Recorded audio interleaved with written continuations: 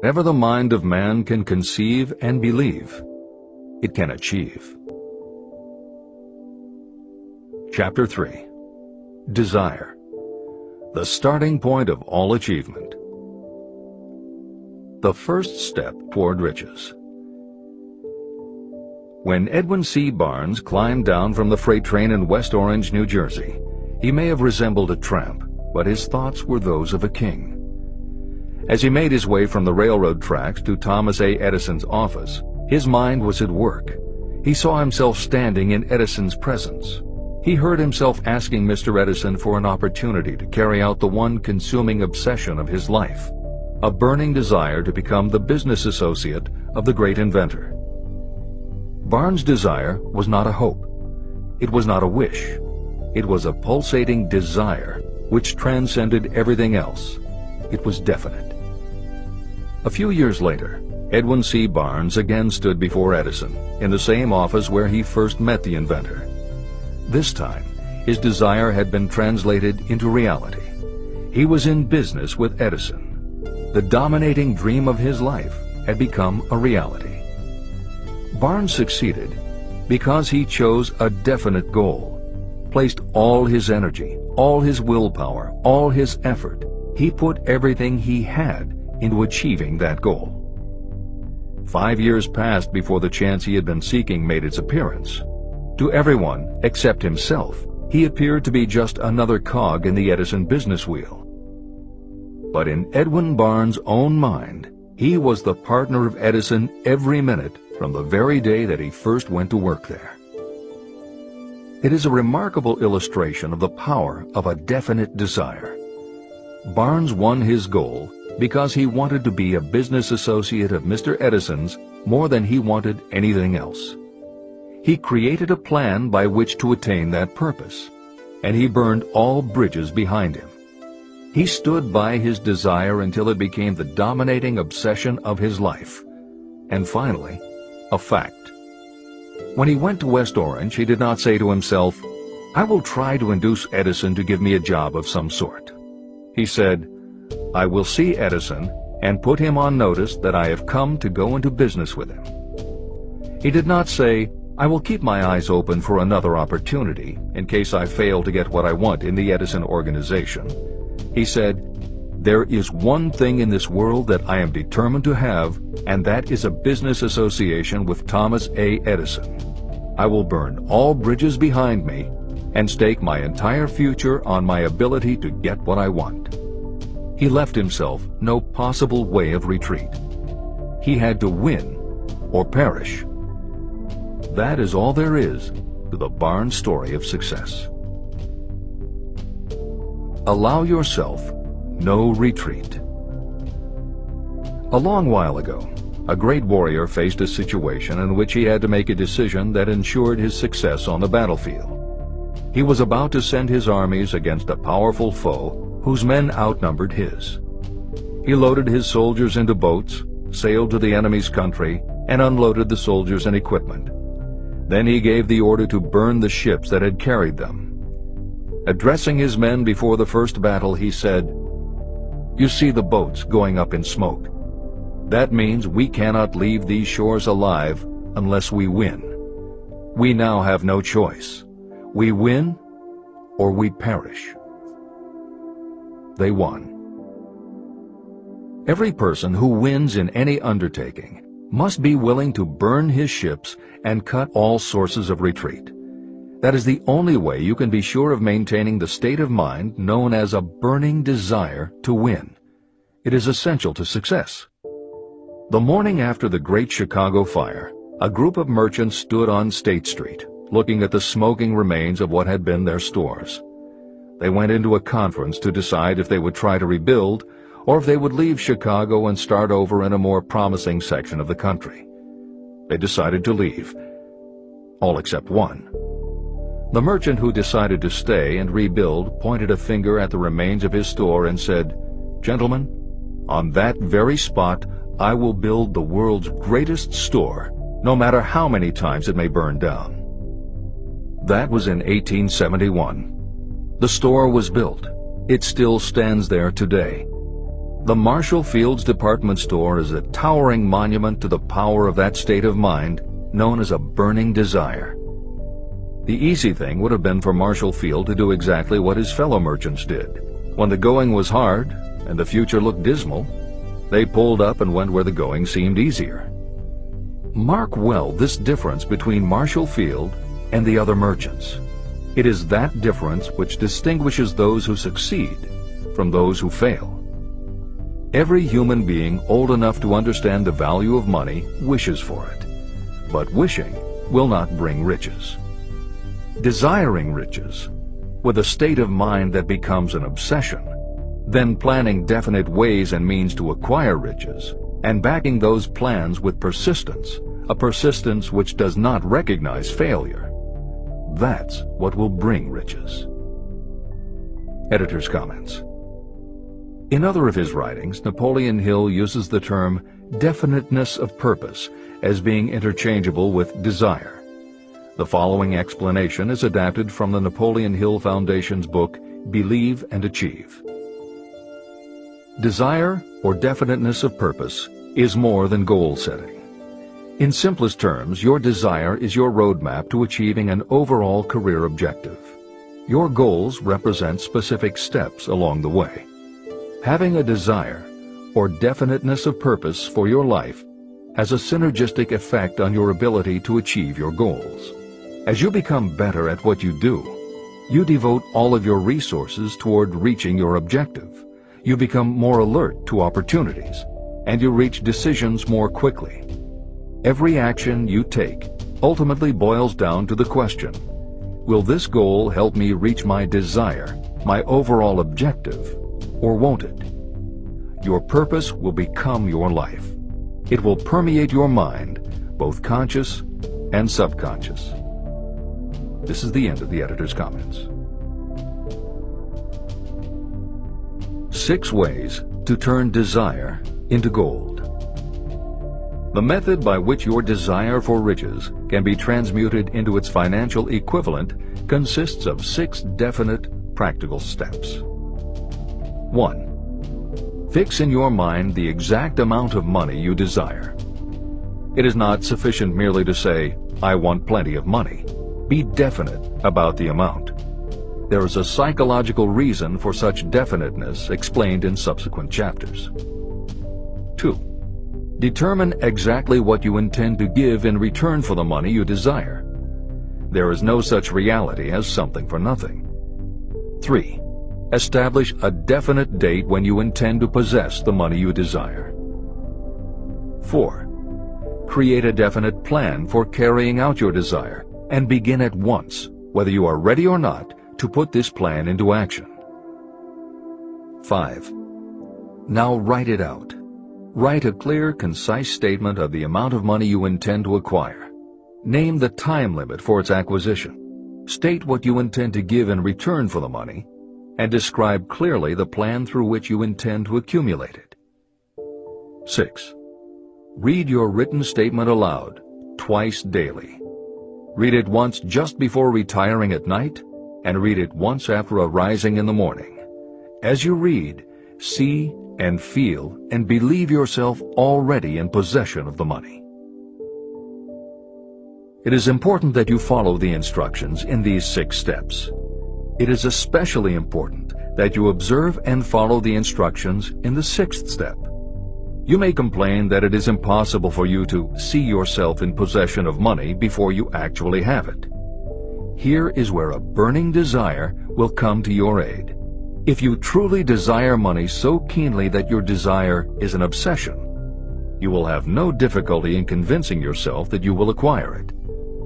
The object is to want money, and to become so determined to have it that you convince yourself you will have it. If you have not been schooled in the workings of the human mind, these instructions may appear impractical. It may help you to know that the information they convey was given to me by Andrew Carnegie, who made himself into one of the most successful men in American history. Carnegie began as an ordinary laborer in the steel mills, but managed, despite his humble beginning, to make these principles yield him a fortune of considerably more than $100 million. Editor's comment. In today's terms, the value of Carnegie's fortune would be at least $20 billion and probably a good deal more. End of editor's comment. It may be of further help to know that the 6 steps were carefully scrutinized by the famed inventor and successful businessman, Thomas A. Edison. He gave his stamp of approval, saying they are not only the steps essential for the accumulation of money, but also for the attainment of any goal. Editor's comments.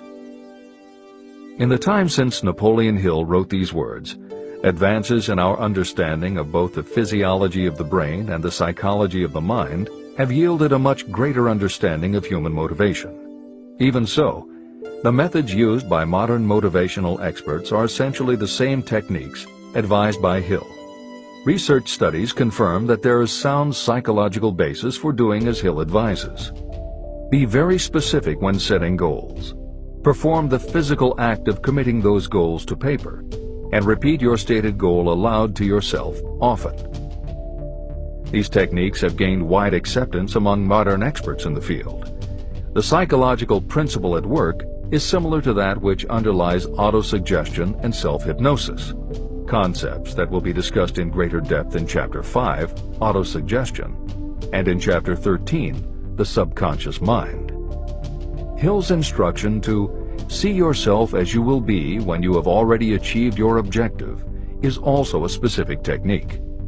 Today it is commonly taught by motivational experts under the term creative visualization. In Chapter 4 on faith and in Chapter 5 on autosuggestion, Hill elaborates on his method. Before moving on, the editors would like to reinforce Hill's advice to follow his instructions to the letter. The editors know there is a tendency for the reader to assume that it is enough for them just to intellectually understand a concept. As you read Hill's 6 points, you probably found yourself thinking, sure, some people might need to write things down, but I'm not a kid, I get the idea. Or, okay, I understand that saying it out loud might help some less sophisticated people, but I already understand the point intellectually. If you feel that way, let us remind you that many of the most successful people whom you admire did not think they were too smart or too sophisticated to follow Hill's instructions. The editors would again point out that if Napoleon Hill believed the actual acts of writing and speaking your goals is important, and if psychologists and motivational experts agree, then you would be foolish not to follow this simple advice. Just do it. This is the end of the editor's comments. The steps call for no hard labor. They call for no sacrifice. To apply them does not call for a great amount of education. But the 6 steps do call for enough imagination to see and to understand that the accumulation of money cannot be left to chance or luck. You may as well know right here that you can never have riches in great quantity unless you can work yourself into a white heat of desire for money and actually believe you will possess it.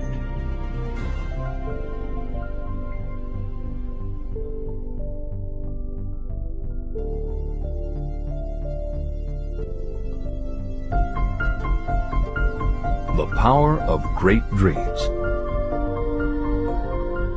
If you are in this race for riches, you should be encouraged by the following truth.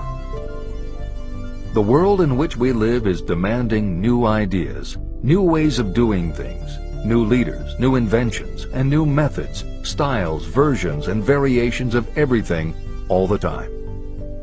Behind all this demand for new and better things, there is one quality that you must possess to win, and that is definiteness of purpose, the knowledge of what you want, and a burning desire to possess it. If you truly desire riches, remember that the real leaders of the world have always been people who harnessed and put into practical use the intangible, unseen forces of opportunity. Leaders are the people who convert those opportunities into cities, skyscrapers, factories, transportation, entertainment, and every form of convenience that makes things easier, faster, better, or just make life more pleasant.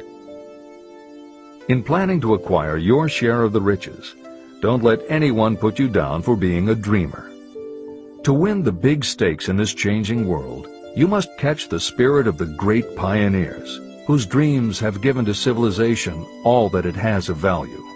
It is that spirit which serves as the lifeblood of our own country, your opportunity and mine to develop and market our talents. A burning desire to be and to do is the starting point from which the dreamer must take off. Dreams are not born of indifference, laziness, or lack of ambition. If the thing you wish to do is right and you believe in it, go ahead and do it. Never mind what they say if you meet with temporary defeat. They do not know that every failure brings with it the seed of an equivalent success. Marconi dreamed of a system for sending sound from one place to another without the use of wires. It may interest you to know that Marconi's friends had him taken into custody and examined in a psychiatric hospital when he announced he had discovered a principle by which he could send messages through the air. Evidence that he did not dream in vain may be found in every radio and television set, cellular phone, communication satellite, and every other wireless device in the world. Fortunately, the dreamers of today fare better. Today, your world is filled with an abundance of opportunity that the dreamers of the past never knew. If you doubt this is true, if you are feeling crushed because of a recent failure, you are about to learn how your failure can be your most valuable asset. Almost everyone who succeeds in life gets off to a bad start and passes through many heartbreaking struggles before they arrive. The turning point in the lives of those who succeed usually comes at the moment of some crisis through which they are introduced to their other selves. Editor's comments. Napoleon Hill's concept of the other self is mentioned elsewhere in Think and Grow Rich, but he does not comment on it extensively. The following elaboration is taken from his later writings. You've been thinking about your losses to the exclusion of everything else.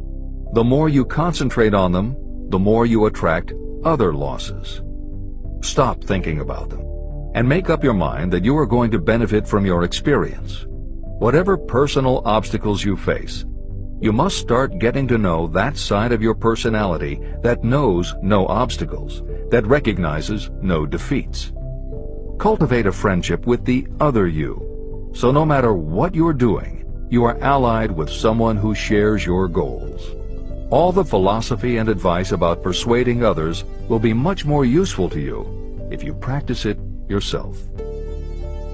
This is the end of the editor's comment. Sidney Porter discovered the genius that slept within his brain only after he had met with great misfortune. He was found guilty of embezzlement and confined to a prison cell in Columbus, Ohio. And it was there that he became acquainted with his other self.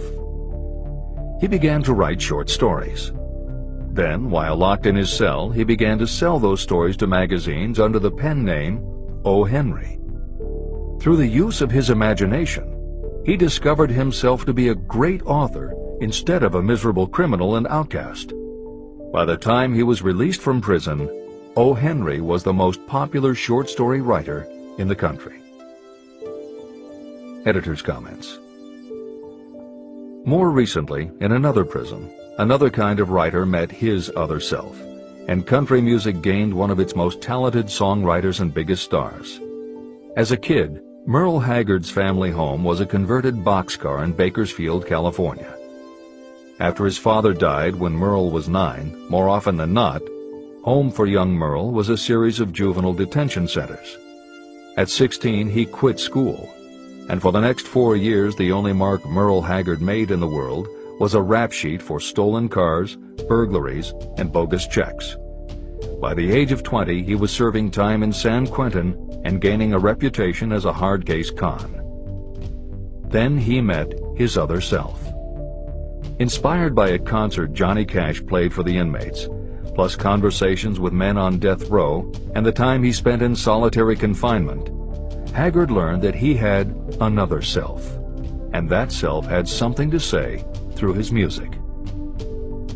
When he got out of solitary, Haggard asked for the hardest job the prison had to offer, He enrolled in night school courses at the prison, straightened himself out, and won his parole after 2.5 years. He went back to Bakersfield and dug ditches during the day so he could polish his songwriting and performing at night. Within 3 years, he had a recording contract. Within 5 years, he had his first top 10 hit, and has since gone on to become one of the most influential voices in modern country music. This is the end of the editor's comments. Thomas Edison dreamed of a lamp that could be operated by electricity, and he began where he stood to put his dream into action. He failed more than 10,000 times. Despite his failures, he stood by that dream until finally he was driven to the discovery of the genius that slept within his brain. Editor's comments. Dean Kamen got to know his other self very early in life. While he was a teenager, Kamen started his own company, building and selling control systems for automated sound and light shows. He was still in high school when he got the contract to automate the Times Square New Year's Eve ball.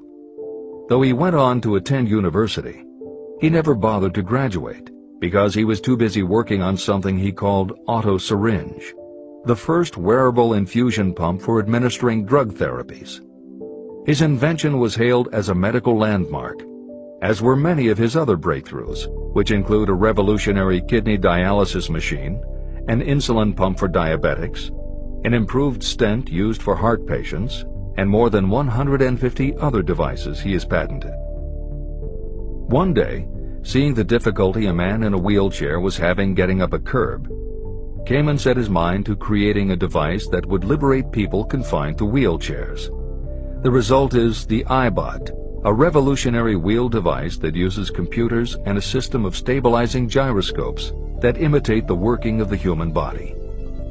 It not only goes over curbs, but it will even go up and down stairs, travel over almost any kind of rough ground, and will allow the user to raise themselves eye to eye with a standing person. And it does it all without the user having to get out of the device or needing anyone's assistance. In 2001, Kamen hit the front pages when he introduced the Segway, a one-person people mover based on his iBot technology. It's a two-wheel scooter-like device that zips and zooms forward, backward, left, right, and comes to a stop without the rider doing anything more than barely shifting his or her body. It is so sensitive that it is almost as though it obeys the user's thoughts. The Segway may be a world-changing invention, with possible applications for work and travel that stagger the imagination. As this is being written, the Segway is already being used to navigate large warehouses and is being tested by police departments and postal employees. While traffic cops and City Hall wrangle over whether the Segway belongs on the sidewalk or the road, Dean Kamen is dreaming a new dream. This time, the dream is an invention that may literally bring light to some of the darkest corners of the earth. Kamen has developed a non-polluting electric generator that can use almost anything as fuel. But here's the extraordinary part. He has created a revolutionary closed system so that the engine's heat is used to purify 10 gallons of drinkable water every hour. This amazing invention could bring safe drinking water to parts of the world where contaminated water kills millions, and at the same time, it will provide a source of cheap, reliable electric power.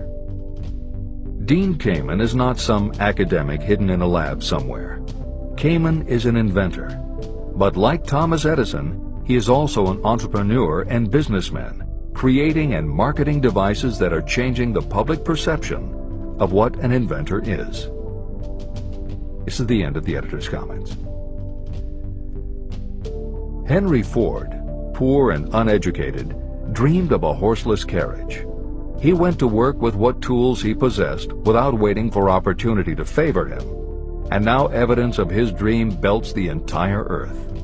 He put more wheels into operation than any man who ever lived because he was not afraid to back his dreams. Editor's comments. Stephen Jobs and Steve Wozniak, two university dropouts, dreamed of making and selling computers that the average person could use.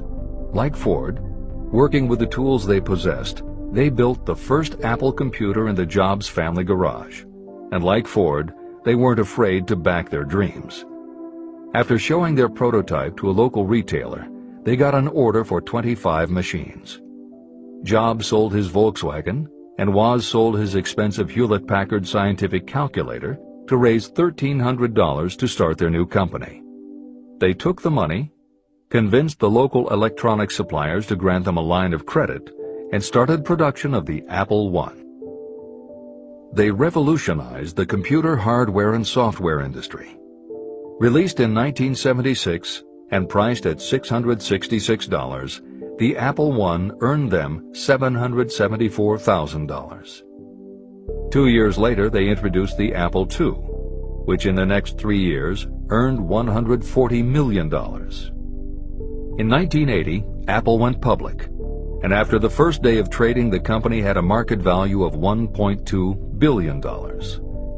Wozniak left the company in 1981, but Jobs pushed through the development of the Macintosh in 1984. In 1985, Jobs left too, but in 1998 he came back to Apple to revitalize the floundering company with the creation of the iMac computers, the animation company Pixar, the iPod, and iTunes.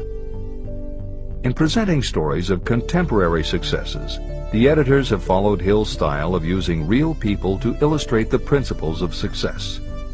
But Napoleon Hill was granted a rare privilege.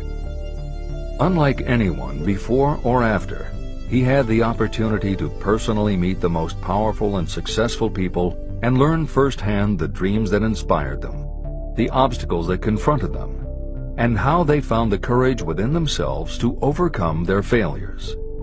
Hill met many of the inventors and the empire builders who laid the foundations of 20th century American industry while they were still news, not history.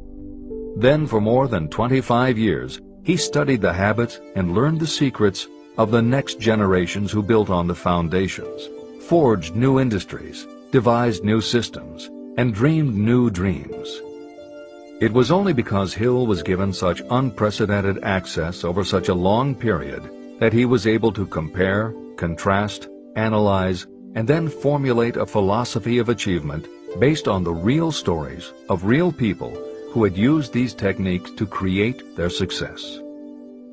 Think and Grow Rich revolutionized self-help writing, and to this day is the standard against which all motivational literature is measured. Its success also helped create the market for the thousands of business biographies that tell in detail how the dreams were born, plans were made, frustrations were faced, and triumphs achieved in every sector of modern business. And because this wealth of information is now available with little more than the click of a mouse, you can read, hear, or watch today's greatest entrepreneurs and most successful CEOs confirming in their own words the basic truth behind every one of the principles Napoleon Hill explains in this book. The products or services they sell may be different, but the story of their success is the same. Dreams, followed by failures, followed by lessons learned, then success. For every Henry Ford, Thomas Edison, or O. Henry that Napoleon Hill cites to make a point, today there is a Steve Jobs, Dean Kamen, or Merle Haggard, proving that Hill's points are still valid. This is the end of the editor's comments. There is a difference between wishing for a thing and being ready to receive it. No one is ready for a thing until they believe they can acquire it. The state of mind must be belief, not mere hope or wish. Open-mindedness is essential for belief. Closed minds do not inspire faith, courage, and belief. Remember, no more effort is required to aim high in life, to demand abundance and prosperity, than is required to accept misery and poverty. A great poet has correctly stated this universal truth through these lines. I bargained with life for a penny, and life would pay no more. However, I begged at evening when I counted my scanty store. For life is a just employer. He gives you what you ask. But once you have set the wages, why, you must bear the task. I worked for a menial's hire, only to learn dismayed that any wage I had asked of life, life would have willingly paid. Desire outwits Mother Nature. As a fitting climax to this chapter, I wish to introduce one of the most unusual persons I have ever known.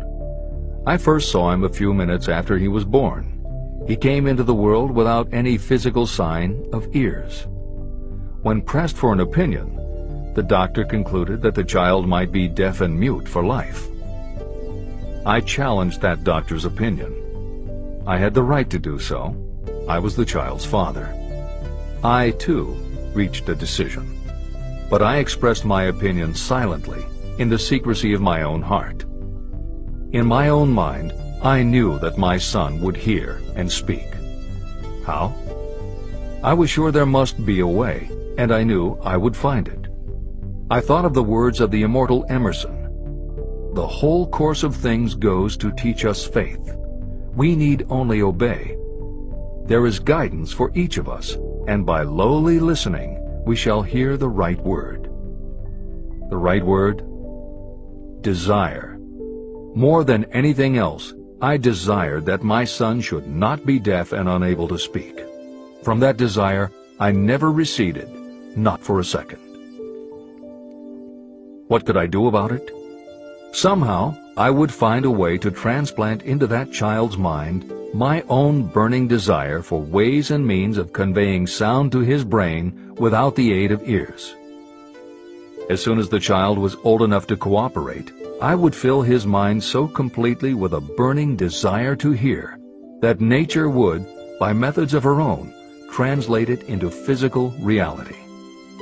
All this thinking took place in my own mind, but I spoke of it to no one.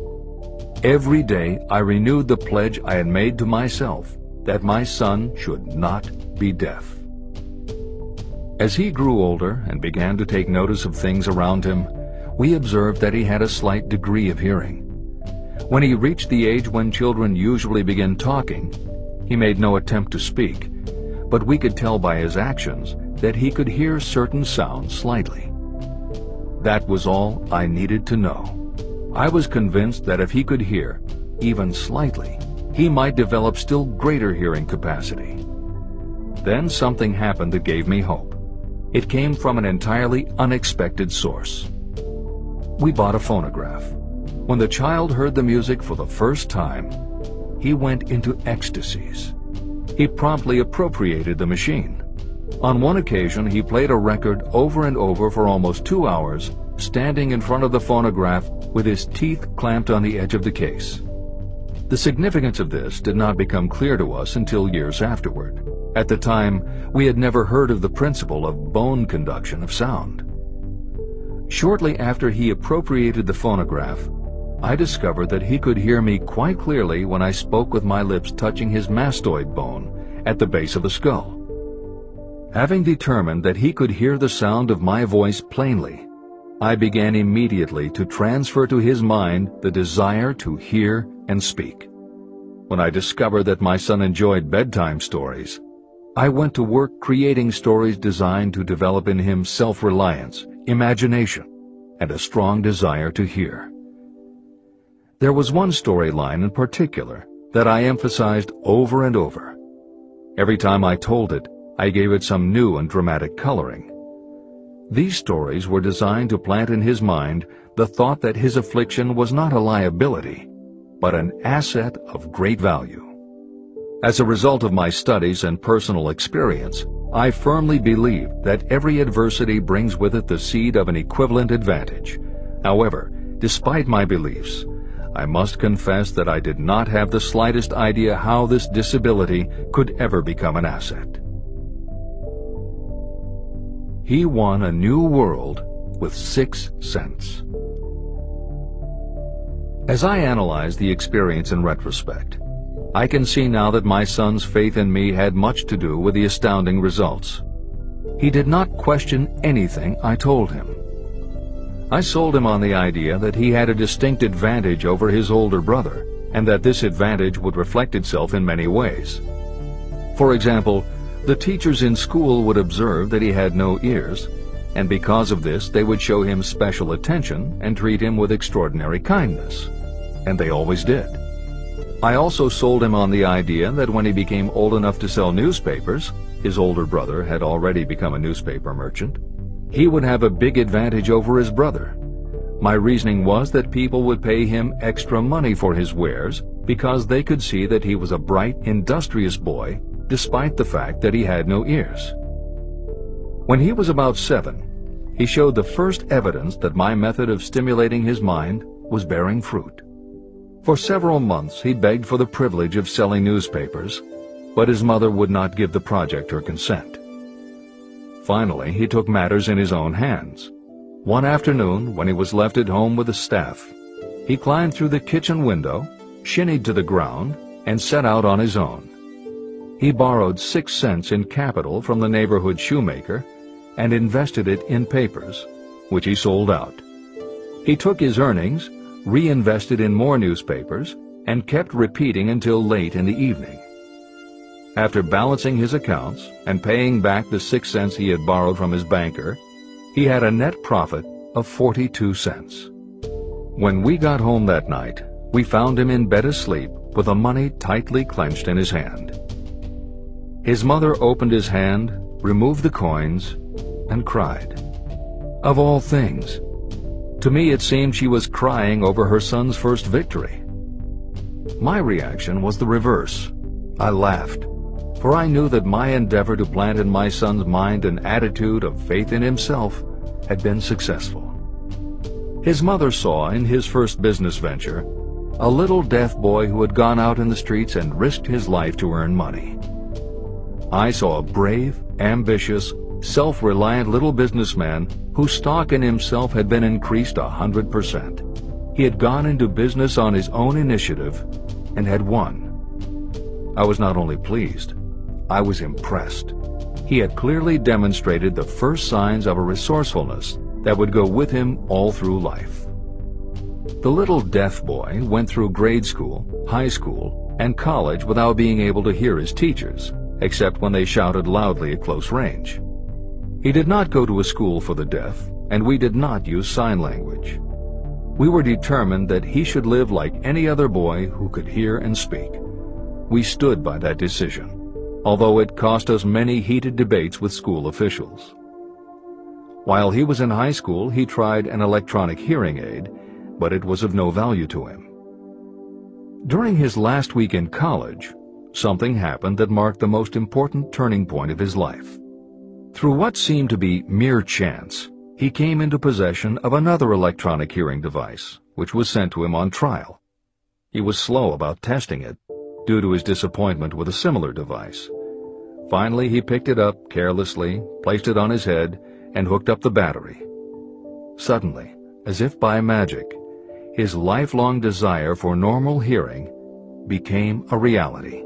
For the first time in his life, he heard practically as well as any person with normal hearing. Overjoyed because of the changed world that had been brought to him, he rushed to the telephone, called his mother, and heard her voice perfectly. The next day, for the first time in his life, he plainly heard the voices of his professors in class. For the first time in his life, he could converse freely with other people without them having to speak loudly. Truly, he had come into possession of a changed world. His desire was finally paying dividends. But the victory was not yet complete. He still had to find a definite and practical way to convert his disability into an equivalent asset. Thought that works miracles. Intoxicated with the joy of his newly discovered world of sound, he wrote a letter to the manufacturer of the hearing aid, enthusiastically describing his experience. Something in his letter prompted the company to invite him to New York. He was escorted through the factory, and while talking with the chief engineer, telling him about his changed world, a hunch, an idea, or an inspiration, call it what you wish, flashed into his mind. It was this impulse of thought that converted his disability into an asset. an asset destined to pay dividends in both money and happiness to thousands for all time to come. The sum and substance of that impulse was this. It occurred to him that he might be of help to the millions of people who go through life without the benefit of hearing devices, if he could find a way to tell them the story of his changed world. For an entire month, he carried out intensive research, during which he analyzed the entire marketing system of the manufacturer of the hearing device. Then he created a plan for reaching out to other hearing-impaired people all over the world, to share with them his newly discovered changed world. When this was done, he put in writing a 2-year plan based upon his findings. When he presented the plan to the company, he was instantly given a position for the purpose of carrying out his ambition. Little did he dream when he went to work that he was destined to bring hope and practical relief to thousands of people who, without his help, would have been limited forever by deafness. There's no doubt in my mind that Blair would have been deaf and unable to speak all his life if his mother and I had not managed to shape his mind as we did. When I planted in his mind the desire to hear and talk and live as other people, there went with that impulse some strange influence that caused nature to become bridge builder and span the gulf of silence between his brain and the outer world. Truly, a burning desire has devious ways of transmuting itself into its physical equivalent. Blair desired normal hearing. Now he has it. He was born with a condition that in those days might easily have sent a person with a less defined desire to the street with a bundle of pencils and a tin cup. The little white lie I planted in his mind when he was a child, by leading him to believe his impaired hearing would become a great asset, has justified itself. I am convinced it is a fact that there is nothing, right or wrong, that belief plus burning desire cannot make real. These qualities are free to everyone. Editor's comments. As Napoleon Hill was finishing this chapter on desire, it was reported that the famed opera singer Madame Schumann-Heink had died. A passage in her obituary struck Hill as being so appropriate to the subject of this chapter that he was moved to comment as follows. End of editor's comment. One short paragraph in the newspaper story about the famed opera singer Madame Schumann-Heink gives the clue to this unusual woman's stupendous success. I quote the paragraph because the clue it contains is none other than desire. Early in her career, Madame Schumann-Heink visited the director of the Vienna Court Opera to have him test her voice, but he did not test it. After taking one look at the awkward and poorly dressed girl, he exclaimed, none too gently, "With such a face, and with no personality at all, how can you ever expect to succeed in opera? My good child, give up the idea. Buy a sewing machine and go to work. You can never be a singer." Never is a long time. The director of the Vienna Court Opera may have known much about the technique of singing, but he knew little about the power of desire when it assumes the proportion of an obsession. If he had known more of that power, he would not have made the mistake of condemning genius without giving it an opportunity. Editor's comments.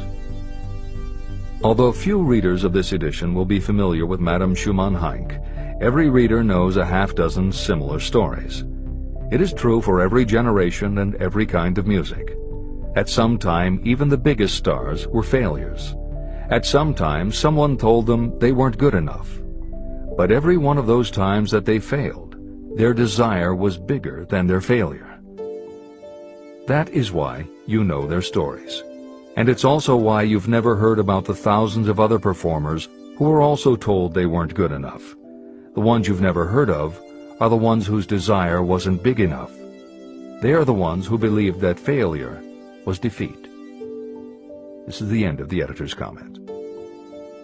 Several years ago, one of my business associates became ill. He became worse as time went on, and finally was taken to the hospital for an operation. The doctor warned me that there was little, if any, chance of my ever seeing him alive again. But that was the doctor's opinion. It was not the opinion of the patient. Just before he was wheeled away, he whispered to me, "Do not be disturbed, Chief. I will be out of here in a few days." The attending nurse looked at me with pity, but the patient did come through safely. After it was all over, his physician said, "Nothing but his own desire to live saved him. He never would have pulled through if he had not refused to accept the possibility of death." Editor's comments. By the 1980s, the phenomenon that Napoleon Hill wrote about in the preceding paragraph was embraced by a growing segment of the population. Among the adherents were numerous medical professionals who incorporated the concept under the term the body-mind connection. And by the turn of the 21st century, the belief that the mind can manifest physical changes in the body had become a part of mainstream medical practice.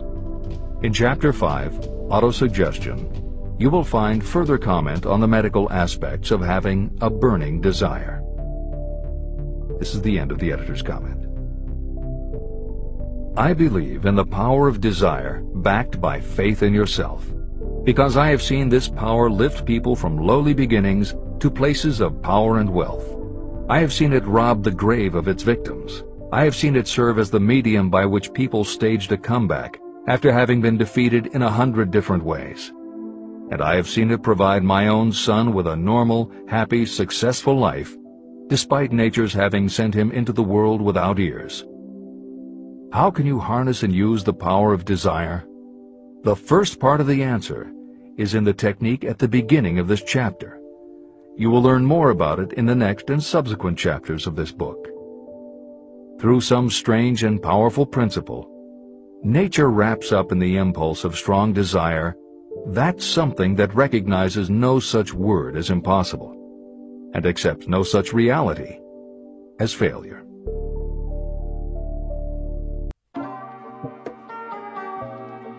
We have come to the end of the book. Thank you for staying around. Subscribe to receive notifications of the latest audiobooks. And like if you enjoyed the video. See you soon.